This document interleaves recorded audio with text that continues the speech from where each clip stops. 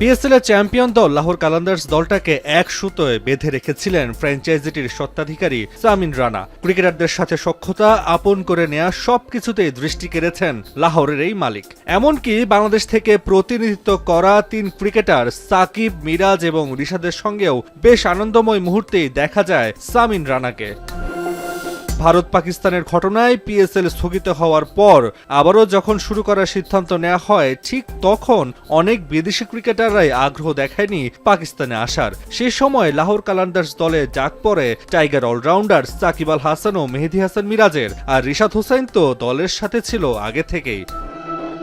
যদিও মিরাজের সুযোগ হয়নি একাদশে খেলার। ফ্র্যাঞ্চাইজি ক্রিকেটে মেহেদী মিরাজের ভাগ্যে এখনো জোটেনি কোনো ম্যাচ। এর আগে সিপিএলে ত্রিনিবাগ নাইট রাইডার্সের দলে থাকলেও সেখানেও ম্যাচ খেলার সুযোগ হয়নি টাইগার অলরাউন্ডারের। আর সাকিবও করতে পারেনি বলার মতো কোনো পারফরম্যান্স। ৩ ম্যাচ খেলে রানের খাতা শূন্য টাইগার অলরাউন্ডারের, আর বল হাতে পেয়েছেন মাত্র ১ উইকেট। অন্যদিকে রিশাদ হোসেনের পারফরমেন্স ছিল উজ্জ্বল। ৭ ম্যাচ খেলে পেয়েছেন ১৩ উইকেট। বোলারদের তালিকায় আছেন ১০ নম্বরে। ব্যাট হাতে ৬ ইনিংসে রান করেছেন ২৩।